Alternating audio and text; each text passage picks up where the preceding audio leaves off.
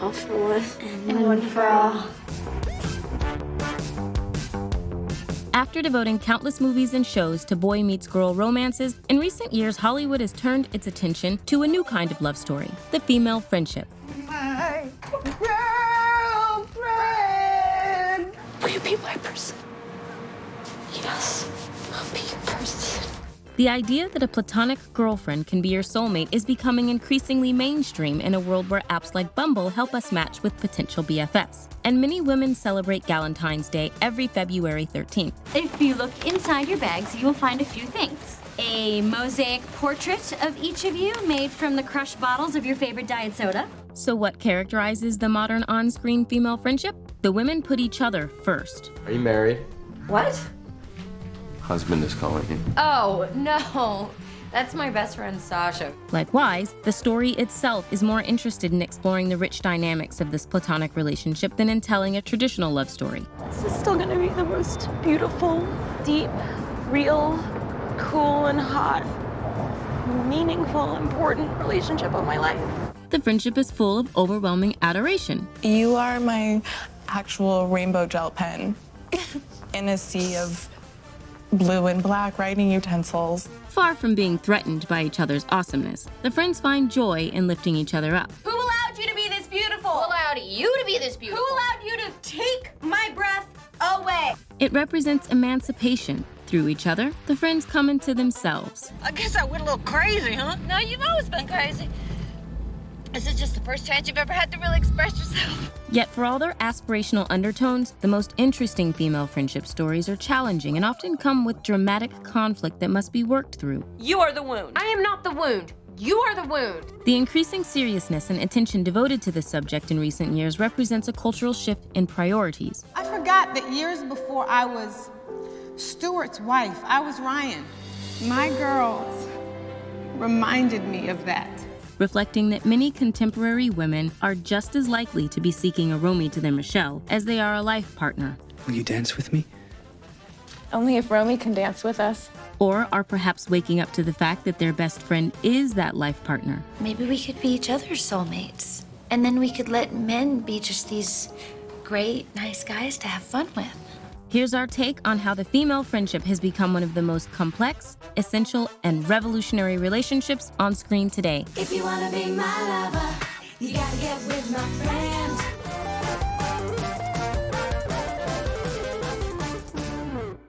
Hi everyone, I'm Susanna. And I'm Deborah, and you're watching The Take. Be sure to share and subscribe. And never miss a take. This video is brought to you by Honey, a free online shopping tool that will unlock major discounts. All you have to do is install the browser extension and shop as you normally would. When you check out, the Honey button drops down and you can click Apply Coupons. Then Honey will scan its database of all the promo codes for that site and apply the savings to your cart. Just recently, Honey actually saved one of our team members over $40 on a new pair of sneakers for summer, and it only took one click. So if you want to join Honey's 17 million members in saving money online, download it for free at joinhoney.com/thetake.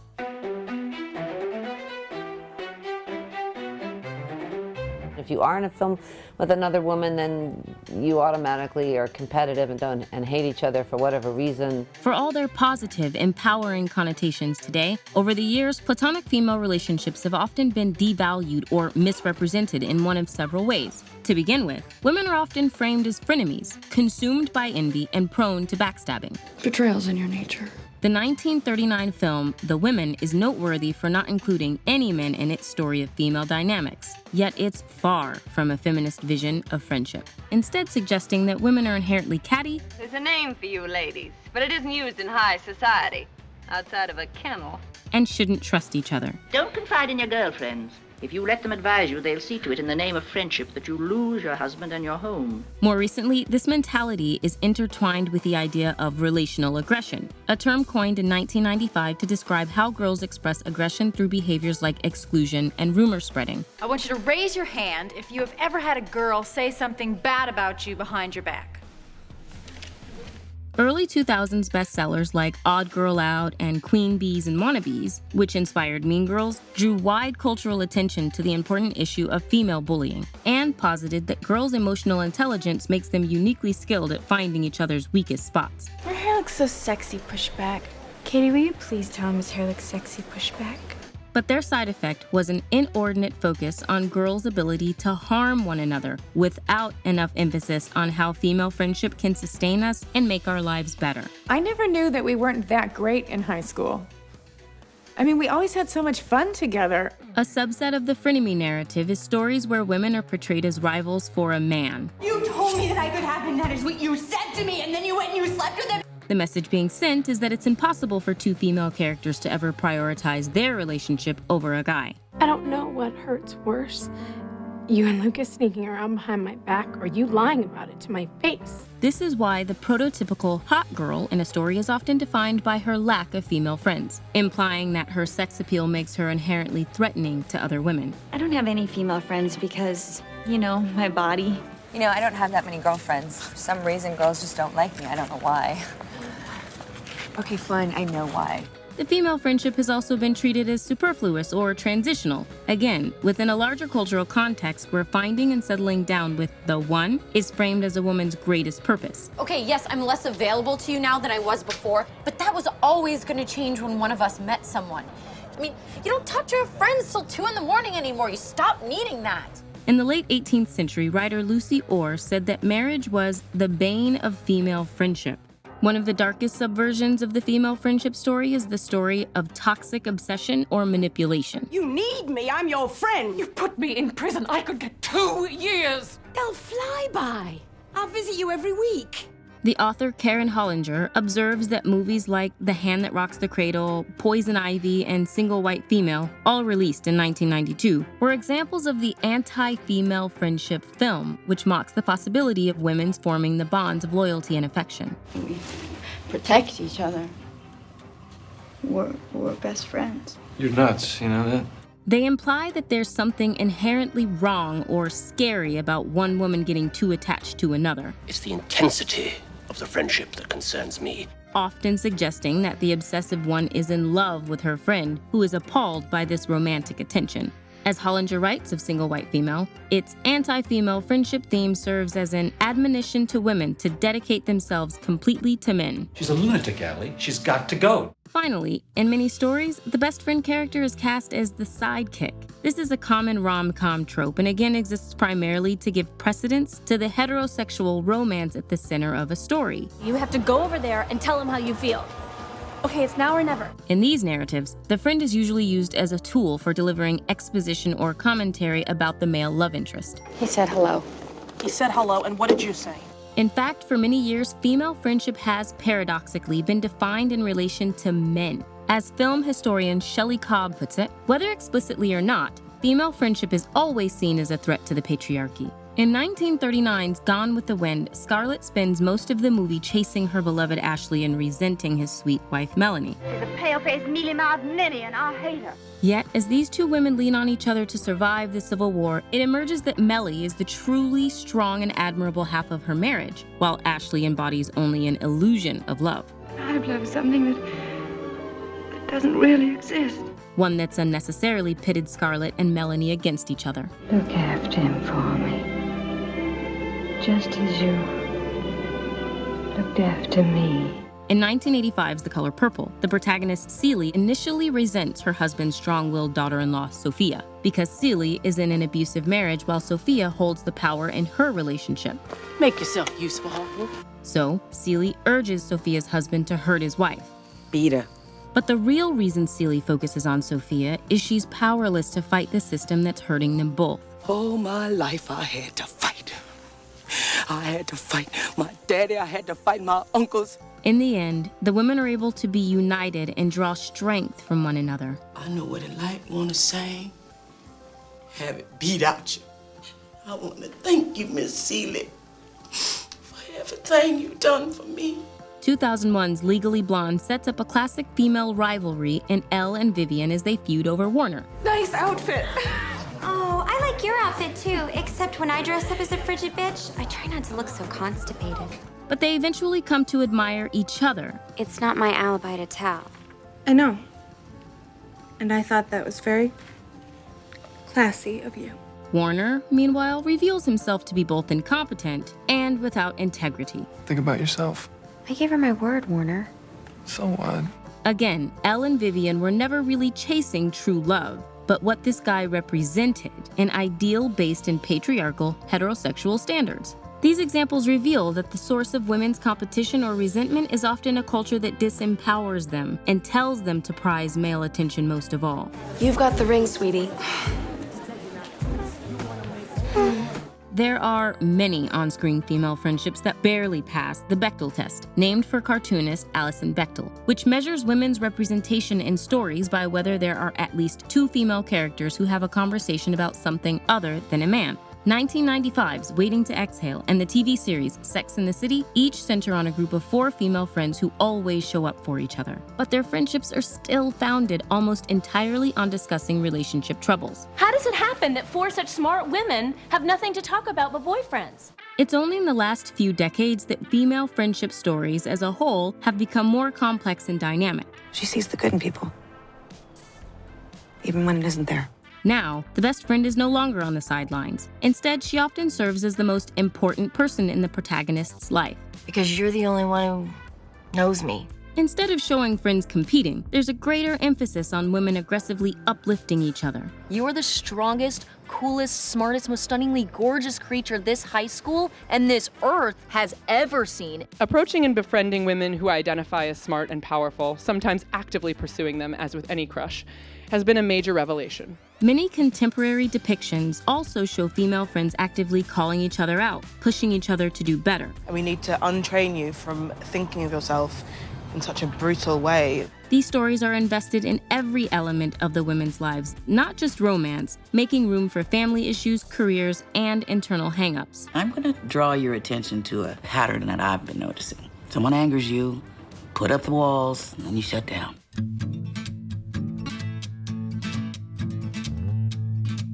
I am so scared to be without you two. A typical platonic female friendship doesn't lead to children or marriage. In other words, it has no concrete societal purpose connected to traditional gender roles. What, then, is the emotional and political importance of this kind of relationship? From the Mary Tyler Moore shows Mary and Rhoda to the women of Sex and the City, 30-something working women on screen have long demonstrated the centrality of friendship in the lives of women who choose not to settle down early and start a family. This kid, well, no, he wasn't even a kid. He must have been 21 or 22 years old. He comes over to me and he calls me ma'am. Ma'am. Your first time? Women are for friendships, men are for Stories like these mirror the reality for more women than ever today. As millennials increasingly put off marriage until later, friendships naturally play a more significant role in their lives. I am Abby's keeper today. I am her mother, sister, father, brother. But for older characters with spouses or families too, female friendships are equally crucial survival networks, helping their characters get through a lifetime of ups and downs. That which does not kill us makes us stronger. One of the most iconic early on-screen friendships is the one between I Love Lucy's Lucy and Ethel, 1950s housewives who liven up each other's worlds by getting into various shenanigans, suggesting that even happily married wives still need a friend to have adventures with. Well, you always do drag me into your crazy schemes. Well, this is one time I can do without you. What's wrong with me all of a sudden? Depictions of Black female friendship in shows like Girlfriends and Insecure emphasize the necessity of this kind of connection in a world where Black women are forced to code switch and endure predominantly white spaces. Let's just ask Lisa. Lisa, what's on fleek?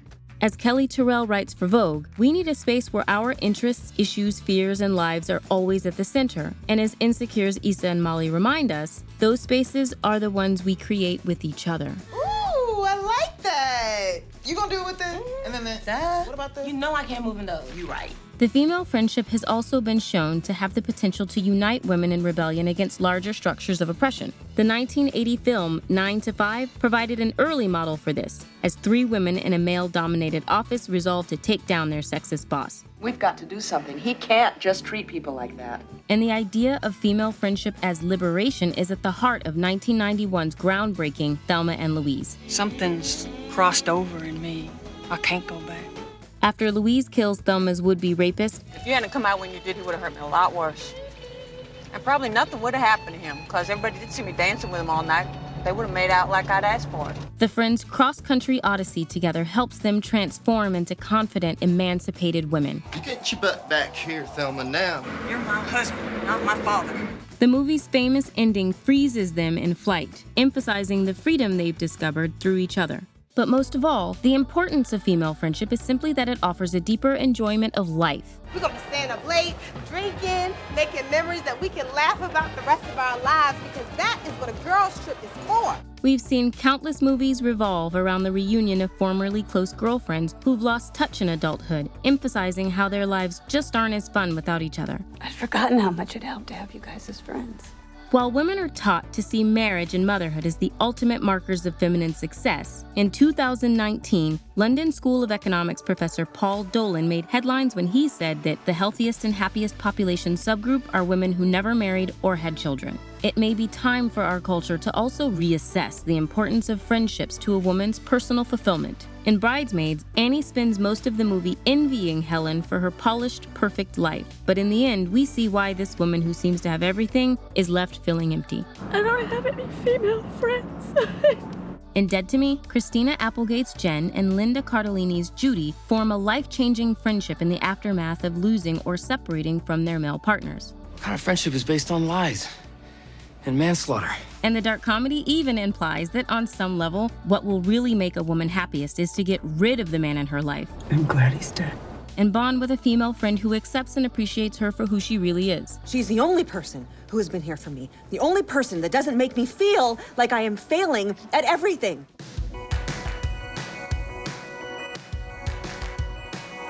Are you two a couple? No, tragically, we are both heterosexual. In many ways, the female friendship has become the love narrative of our time. Many creators explicitly use romance language to describe their story's central friendship. The show has always been a love story between Meredith and Christina. So what does the friendship as romance look like in practice? First, many modern stories put the best friend in the esteemed role usually reserved for the romantic interest. I don't even feel like I was alive before I met you. In Bridesmaids, the love object two women feud over isn't a guy, it's a platonic girlfriend. That's what friends are for. Subverting the idea of women coming together to discuss their boy problems, the movie shows Annie using her male love interest to vent about her friendship. Hope Lillian isn't gonna be mad at me for too long. Nah, she'd be all right. I don't know, I just wish things were the way that they used to be, you know? In Frances Ha, Frances explains her ideal romantic relationship by describing a hypothetical experience of locking eyes with a person at a crowded party. And you look across the room and catch each other's eyes because that is your person in this life. At the end of the movie, she gets this long-for moment of connection. Not with a boyfriend, but with her best friend. Who are you making eyes at? That's Sophie. She's my best friend. Like romances, female friendship stories channel the feeling of actually being in love. All I feel right now is just love for you coursing through my veins. This can take the form of the intoxicating, obsessive, or sometimes even destructive pull of a friend who utterly captivates us. Mi fa paura. No, no. Le cose che non sapevo ci fanno paura. Other stories capture what it's like to be totally smitten with your friend. And you beautiful tropical fish. And you rainbow-infused space unicorn. We've also begun to acknowledge the devastating pain of friend breakups. When I look back over the course of my life, I've had some friendship breakups that were really, really difficult. Harder than my divorce. The pop culture canon prepares us for romantic heartbreak and can even make this feel like an important universal rite of passage. But there's no such stock narrative about parting ways with a friend. I mean, there aren't songs about a friend growing faster than you or movies about it. It's just this kind of ache that has no outlet. The 1978 film Girlfriends was one of the first movies to dramatize the disorientation of your best friend moving on to a new, more adult phase of life without you. More and more stories now treat this dynamic seriously. You still talk to someone at 2 a.m. It's just him now. Nothing changed for you. It just changed for me. Season 4 of Insecure focuses on the deterioration of the friendship between Molly and Issa that has always been at the heart of the show. I don't with Molly anymore. This break happens through a series of small fractures. The women neglect their relationship by not prioritizing one-on-one time. I mean, maybe we can find a new day when things calm down. Yeah, Sundays don't really work, huh? Each fails to see the personal progress the other is making, instead holding on to outdated or unflattering impressions. You know your life don't have to be this messy, right? Sometimes I think you like that shit. You're gonna pull an old Molly and scare his ass away.